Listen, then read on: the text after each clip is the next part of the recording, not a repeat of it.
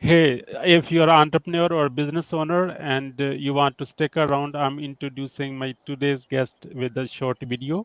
And please let's watch together video and then we come back to the questions.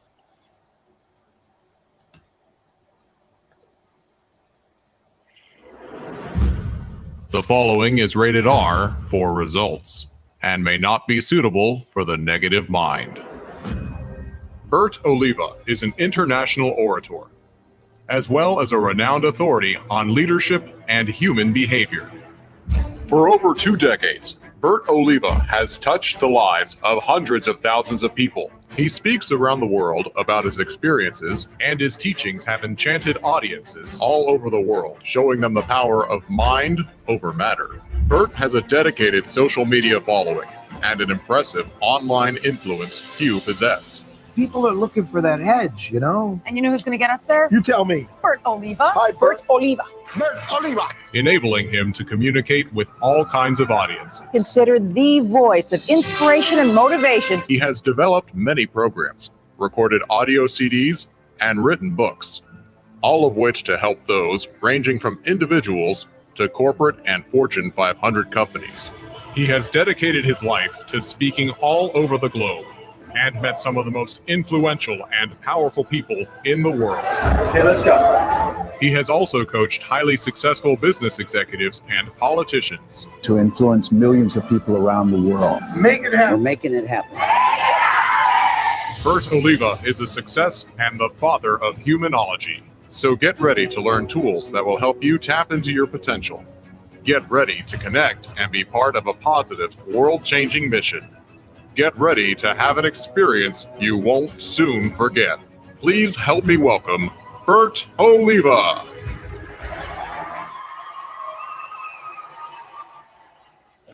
Welcome, Bert Oliva, and let me start with this. Where were you? What happened? Who were you surrounded with that inspired you to achieve today's level of success we saw in video? Who inspired me? I would have to say my mother. When I came to the United States, I was born in Cuba, and she left Cuba. And when I got here, I didn't have a father, no grandparents, no brothers, no sisters. My mom was my world. And my mom always used to tell me, mijo, son, anything you want is possible. Lo que tú quieras es posible. And I ended up believing that. And no matter any idea, I was one of those that had maybe I didn't have a huge family, but that one woman was as big as everything I needed. And she always inspired me that everything was possible. And then my career started. I went to school and I did all these things. And my transition really happened when I used to work for a company, which everyone knows is a company called Xerox. They were a copier company, and they had some of the best sales training in the world. And I remember going up to Leesburg, Virginia, and getting training with them. And I got to meet and connect with people like Jim Rohn, Zig Ziglar, and Les Brown. And I remember one day I'm going to be able to do this. And that's how all got started, basically, back then. Wonderful. So so I'll just ask the next question is, what are your top 3 mistakes to avoid? To avoid. I mean, there's so many mistakes. I don't know. I'm not going to go in any order, but some of the mistakes that I see is that, especially in today's world, people are consuming more than they're creating. And that's one of the things that it doesn't help, because you're like, okay, I got to get so many things done in order to become successful. I got all these things, all these plans, but then life happens, right? But social media is part of that life now. So a lot of people, like, unless they're consuming content like Muhammad is putting out there, pretty much everything else, notice you'll start off watching the show that Muhammad is doing and bringing all these great speakers and entrepreneurs, but then social media takes you in a different direction. And you need to check yourself before you wreck yourself.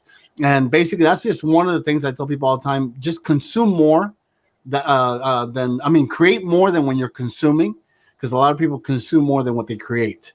And then also just learn.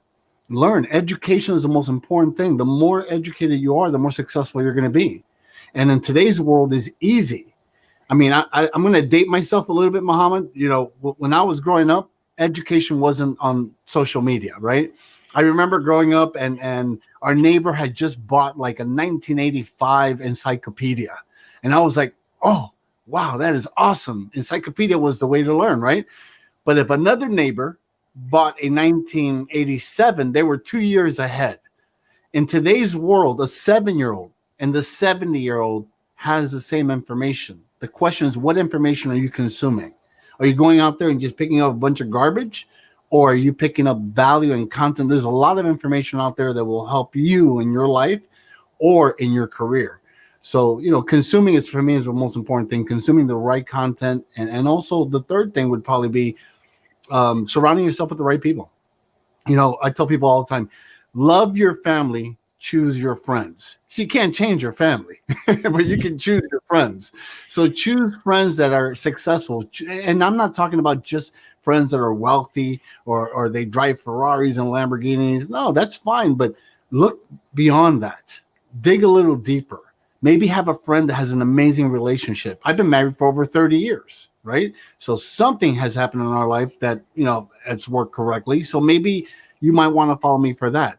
Or someone that has built wealth, but they started with nothing. Maybe you want to follow that person. So you should have several mentors in your life and learn from people. The day you think you've learned everything is the day you've lost everything. You always have to be learning. What is your greatest failure story? What did you learn and how did you recover from it? My greatest failure. Wow, there's been so many. Because in order to succeed, you have to have failure, right? Exactly. And most people continue the same failure because they're not learning from the lessons. So my greatest failure would probably be, I'm trying to think. I don't know. I mean, hookitup.com. I had a company when I started my career early back in the day when the .com industry started. It was called hookitup.com. It took me from 4 employees to 58.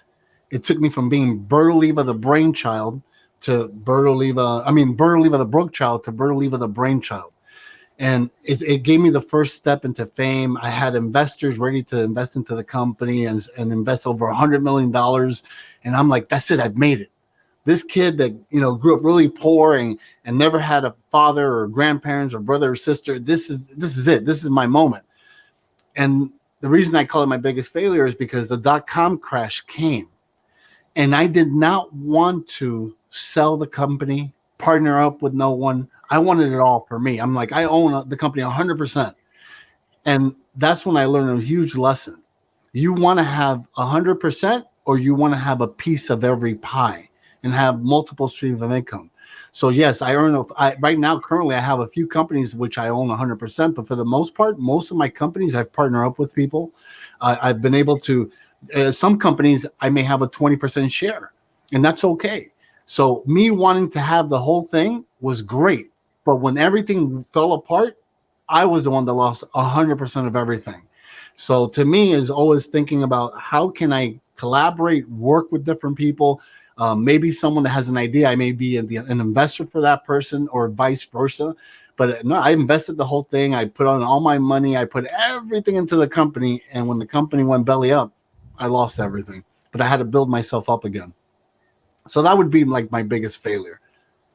Wonderful. So yeah, having multiple stream of income or partnering with people with different reasons, that helps. Wonderful. Thank you. But let me bring that one up since you agree with that one. Multiple streams of income is extremely important, but some people don't have it correct, right?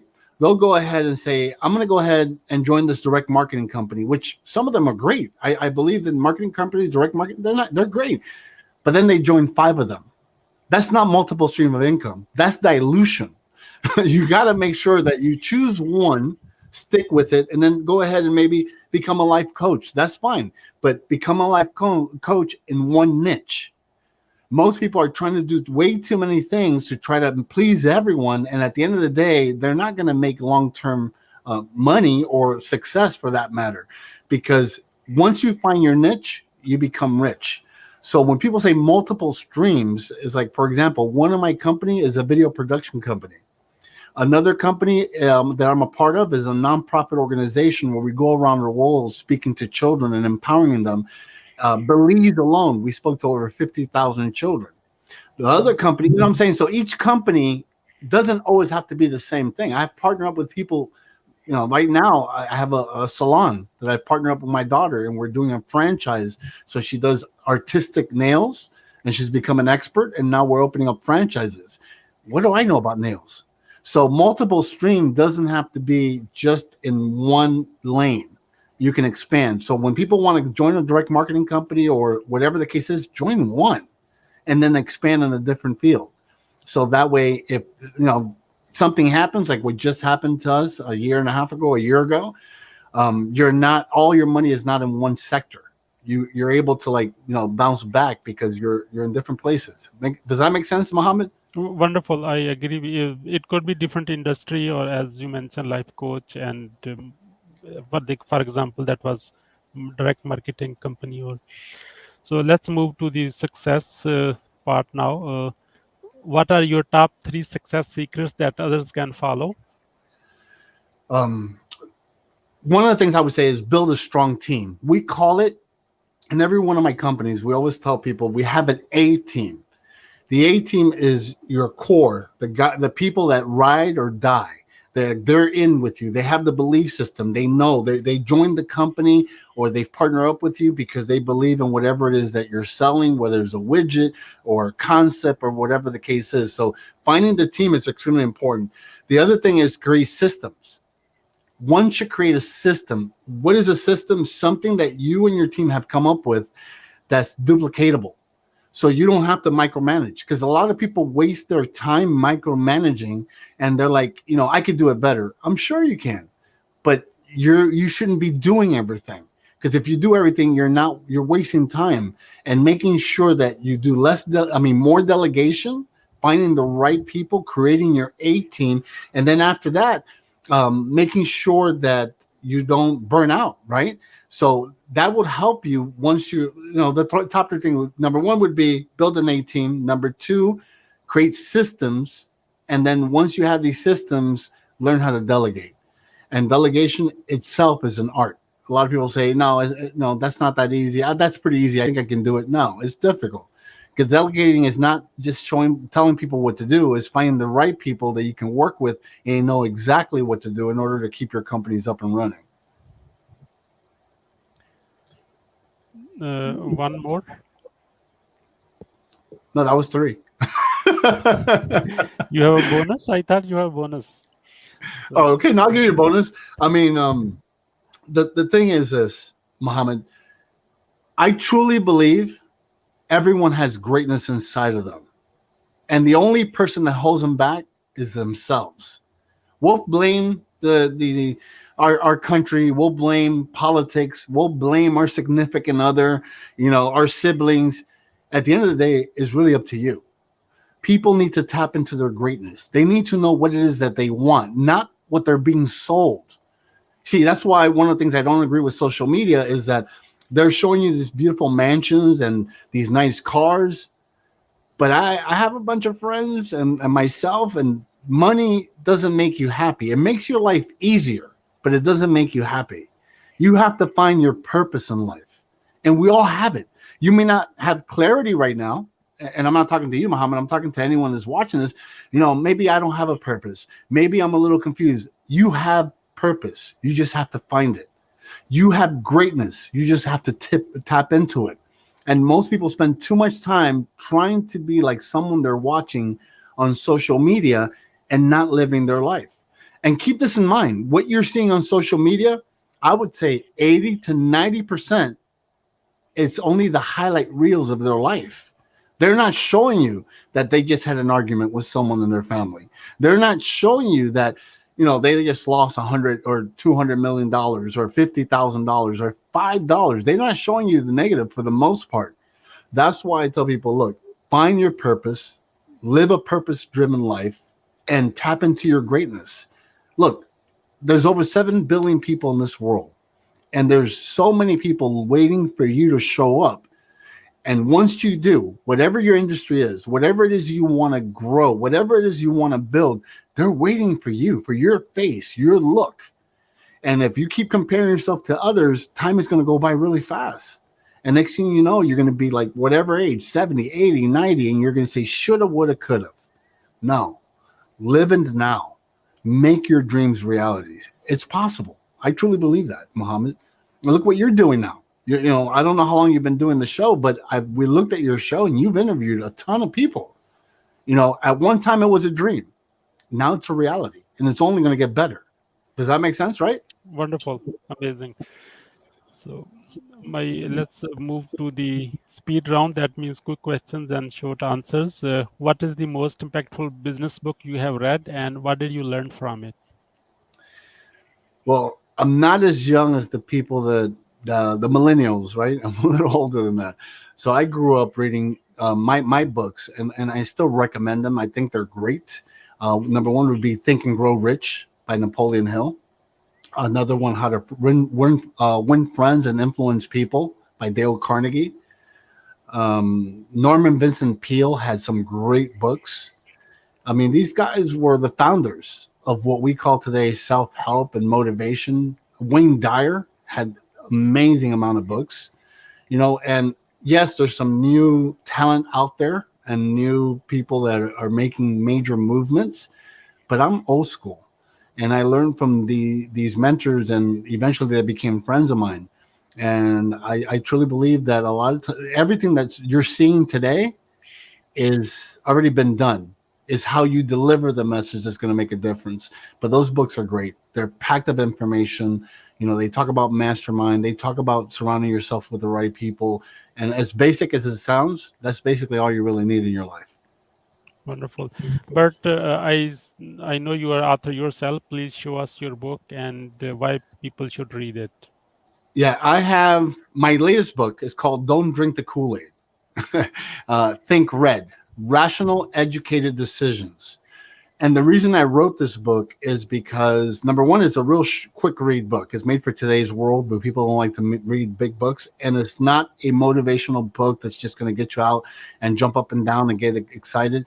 It's actual applicable techniques and tools that you can start applying immediately as you start reading the book that will change your life. That I guarantee you. People that read the book, they're just, you know, amazed by it. And the reason we chose the name Don't Drink the Kool-Aid is because everyone, you know, when you're getting to self-help and so forth, people are like, oh, you're drinking the Kool-Aid. When you're starting to change your mind in a positive way, a lot of people say, oh, they drank the Kool-Aid. So it's not about thinking, drinking the Kool-Aid. It's about thinking red, thinking with rational, educated decisions. And the book is full of tools and so forth. So I recommend it. You know, you can find it in any bookstore. You can go online to ithinkred.com and you can find it there. What do you want to be remembered for? I want to be remembered for my biggest goal in life is to change the lives of 100 million people in a positive way. And if just even when I do events, and I do, you know, all types of events, sometimes it's events with over 10,000 people. If that one person is able to either better their life or transform their life, or just even a phrase that's made them better in their life, then to me, I want to leave a legacy behind that anything is possible. The same thing my mom used to tell me. Anything is possible. We're brought into this world to make a difference and leave a legacy, but too many people allow other people's opinion of them to become a reality. So my thing is to erase that. Create your own reality. Live your purpose-driven life.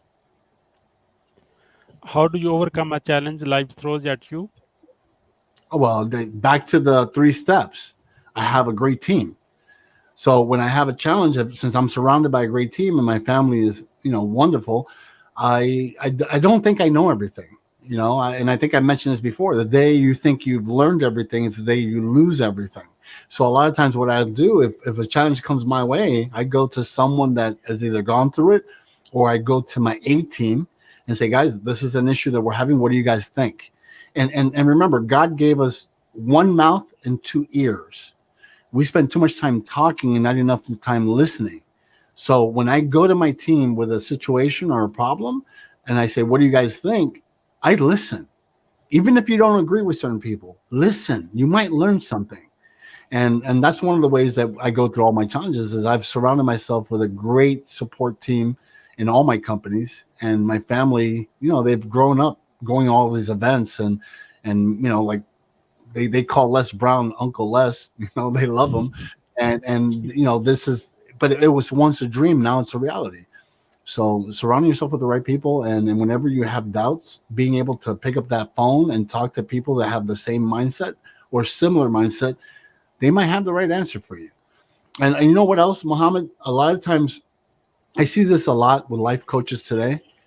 They're great at teaching skills and tools, but when it comes to their life, they kind of forget these tools that they're teaching.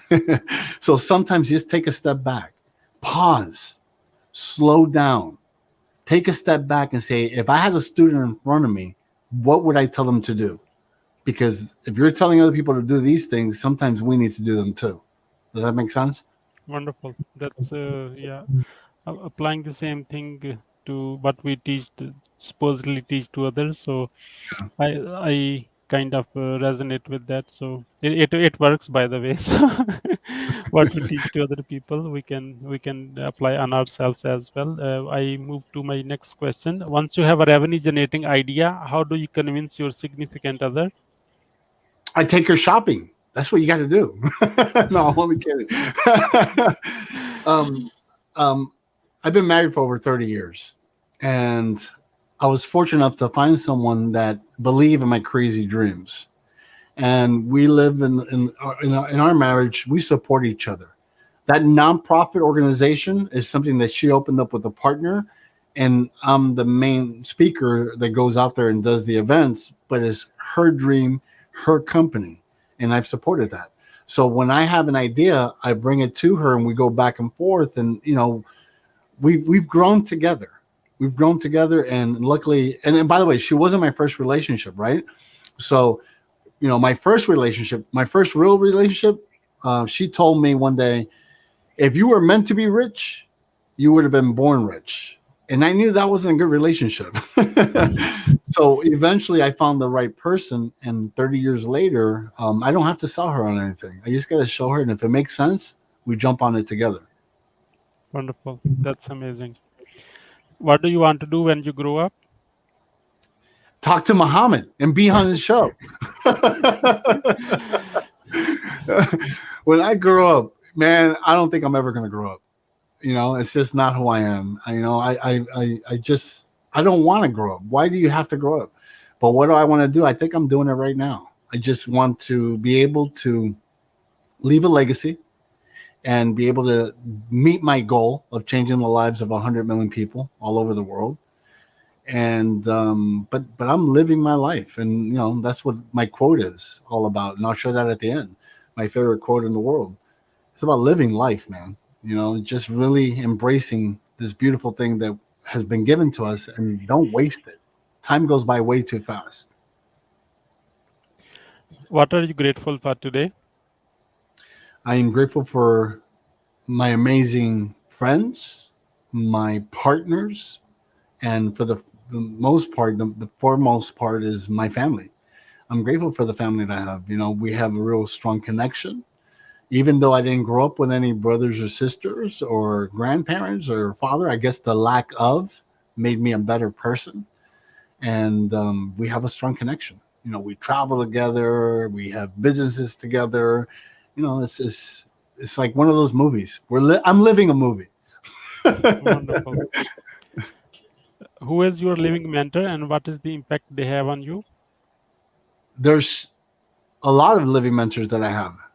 Like I mentioned, Les is one of them. I have another good mentor of mine, Omar Periu, which is another mentor of mine when it comes to the seminar business. He used to work for Tom Hopkins and Tom Murphy. But one of the guys that really made an impact in my life, and is still alive, his name is Gil. And he was the one that taught me that, I used to have a company where I had the 4,000 square foot office space and all the employees checking in, checking out. And he says, you can always, this is before the virtual world. He says, you can work from home and earn the same amount of money and connect with your family a little more. And that was one of the biggest lessons I've ever had, because I was spending ridiculous hours working 18-hour days. I was almost never home. And yeah, I was successful. I was doing great. But believe it or not, I ended up doing even better once I started, working virtually and then expanding my team all over the world. I have my team, they're all over the world. Yes, we have a main office. We have a few offices for certain things like the video production, but most of my people are virtual. And this is way before this whole virtual transformation happened. And I learned that a lot from that gentleman. And that guy also told me a bunch of things like, just stay strong, believe in yourself, and wealth. Don't go after the money. Live what it is you love to do, and the money will come to you. And it's so true, but most people don't want to do that. They go right after the money because that's what they're being sold. Make sense? Wonderful. Why is being impactful important to you? I don't know about impactful. I really, it ties into like a question you asked, like, a few moments ago. It's not, I don't really care about the fame as much as I care about making a difference, because that's really what's important. Fame is cool. I've had it. It comes and goes. It happens to celebrities all the time, actors and everything. Andy Warhol said it best. Everyone wants their 15 minutes of fame. But when you're able to really help people and change people's lives or perspective and give them, just open their eyes up to what's really possible, I think that's really what I'm all about. I'm not about the, I left an impact, maybe that's not the word I choose. The whole thing is to make sure I leave make sure I leave this place we call Earth a better place after when it's my time to go. Does that make sense? Wonderful. How do you start your day? I open my eyes. You gotta have fun, man. No, I wake up in the morning and get up. I get up between 5:30 and 6 in the morning every day, even on the weekends. I can't help it because I've already conditioned myself. I'll go ahead and open up my phone, see what messages I missed because I shut down my phone at 10 o'clock in the evenings, unless we have it set up in such a way that only important calls come in, so I can disconnect and spend more quality time with my wife. That's usually the time we spend together, watch TV or talk or whatever the case is. Then I'll wake up in the morning, go ahead and look at my emails, look at my social media, any connections and so forth. Right after that, I get ready, go to the gym. Since this whole thing happened with the pandemic and everything, I've been working out with my daughter. So I'm spending quality time with her. It's been a while because she's running her own businesses. And at the end of the day, we kind of separated, but this kind of brought us back together. So I'm enjoying those moments with her every morning. And then come home, shower, have my first meal. I eat like 7 meals a day. And then I go right into work. But I'm already working. First thing in the morning, whatever happens with those emails and everything, I just get it out of the way. In fact, by the time people wake up, for the most part, I've already done half a day of work. Wow. Who is your ideal client? It all depends, right? We have C-level executives. If when we do events for major corporations, we have coaching, and a lot of the coaching clients that we have are C-level executives or people that are a little bit beyond your average entrepreneur. However, we do have a mastermind group that we've opened up for people that are entrepreneurs that want to level up their business or scale their business to the next level. So it depends which market we're talking about. But yeah, we do corporate, we do one-on-one coaching, and then we do the group coaching that we actually do it once a week live, and actually a couple times a week because you have different time zones, and we've had a great time with that. Wonderful. Would you like to talk about your program, those 40-second, 50-second, 60-second thing now? Oh yeah. Let me give you that. How much time we have left? Just a few minutes. Yeah, well, we have. There's a couple of questions. Other than we are closing. Yeah. Okay. So let me give you this. This is my book actually. This is I believe that in the book, the first chapter, we talk about the Walking Dead, right? We're all conditioned with society, the things that happen in our lives. So in the book, we have a conditioning sheet. The way we're programmed, right? Let me go ahead and pop in here. We're programmed in certain cycles, right? This is the way our mind works. So if anyone's watching, get a paper and pencil or something to write down. This recipe will change your life. And this is some of the example. This is an example of what's in that book. So the first thing is we're conditioned within 45 seconds. We can change our state in 45-second increments. So one of the things that I do at events is I have people do what's called a victory dance. I'll play music. And if you dance in the morning, because motion creates emotion. If you sit there just stagnant, nothing happens in your life. But if you move, your world will start moving. So by waking up in the morning and doing cycles of 45 seconds of victory dance, jumping up and down, getting excited, you do that and your state will change. You're going into a call with Muhammad. You're the next speaker. Change your state. Don't go into the interview with your normal state. Level up, increase it a little bit. And how do you do that? 45 seconds. The best example I tell people is download your favorite song, right? Whatever that song is. And notice something. Music, we're conditioned by the beats in the music. It puts you in a beta state and sometimes alpha state. But the lyrics sometimes are negative for the most part. A lot of music is negative. So I tell people, look, download the music, listen to the lyrics, because once you're aware what the lyrics say, it won't affect you subconsciously. But if you like the beats, play the beats. Wake up in the morning, 45 seconds, you'll change your state. Now, it's been said that it takes 21 days to change or create a habit. I truly believe that. It takes 21 days to change or create a habit. The problem is that includes weekends.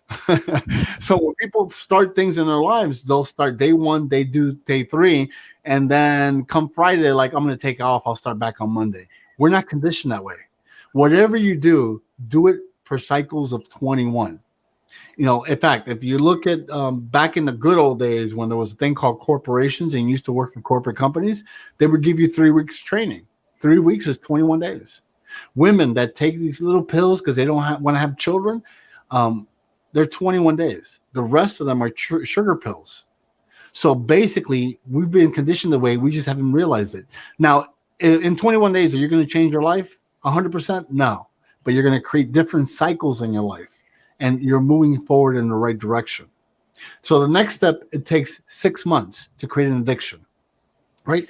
And addiction only has the power of the word that you give it, right? For me, I have my own definition. To me, you can be addicted to something positive. It doesn't always have to be negative, but you're conditioned in 6 months. So let's think about this. You start waking up in the morning, you do the victory dance, you get excited, you do it for 21 days. On day 22, you feel a little better. You add something else positive for another 21 days. 6 months into something, you're kind of addicted. So people that go to the gym and they've been working out for like 6 months, when they miss a day, they don't feel good. You know what? I don't feel good. I didn't go to the gym today, but I just don't feel good because your body, your mindset, everything is addicted to doing things for a certain period of time. So a lot of times, even when my daughter, when she first started dating, when she got into her first relationship, I said, are you sure? Because once you're with someone, and as crazy as it is, for 6 months, now it's going to be harder to break up that pattern. Right. And we can dive in deeper in the book. We talk about that. But so things in your life, do it in cycles of 45 seconds, 21 days, and then 6 months. The last one, it takes 9 years. It takes 9 years to become institutionalized. Right. So I tell people, how many have you been married for 9 years? People raise their hand. I'm like, okay, you're institutionalized. But it's not a negative word, right? It is what it is. So I just want you to think about this. 9 years. If you work for a corporate company and you work for them for 9 years, it's hard for you to leave that job. Relationships, same thing. You've been in a bad relation for 9 years. It's going to be hard to break that habit, that conditioning. That's why whenever there's something that you're aware of that you want to break that conditioning, you want to start with this cycle. You want to start with 45 seconds, do it for 21 days, 6 months, 9 years later, you're a different person. In fact, let's dive a little deeper to the 9 years. In the United States, a president can only do 2 terms. That's 8 years. In other countries that they've had dictatorship, they've been in power for over 9 years. When you look at like 2020, this show they do in the United States came out with a video that they talked about the Vatican's changing their rules. They're like, we need virgins, but in today's world, with some women that want to become nun, they're not virgins anymore. But we're going to go ahead and accept that. So they followed this young lady, beautiful young lady, dressed her up and put on the outfit and went to the whole thing. And she went to the convent. When she got to the convent, they didn't let the cameras into the convent. They would look like bars. And she couldn't come out for 9 years because in 9 years, you become institutionalized. So if you're doing something negative for 9 years, then you have to shift it. But how do you shift it if you've done it for so long? What you want to do is you want to bring the recipe out and start breaking it down this way. So at the end of the day, this conditioning, in fact, write this down, take a screenshot, put it in front of you, and for the next few days, you'll become aware of certain things that you've been conditioned on the subconscious mind.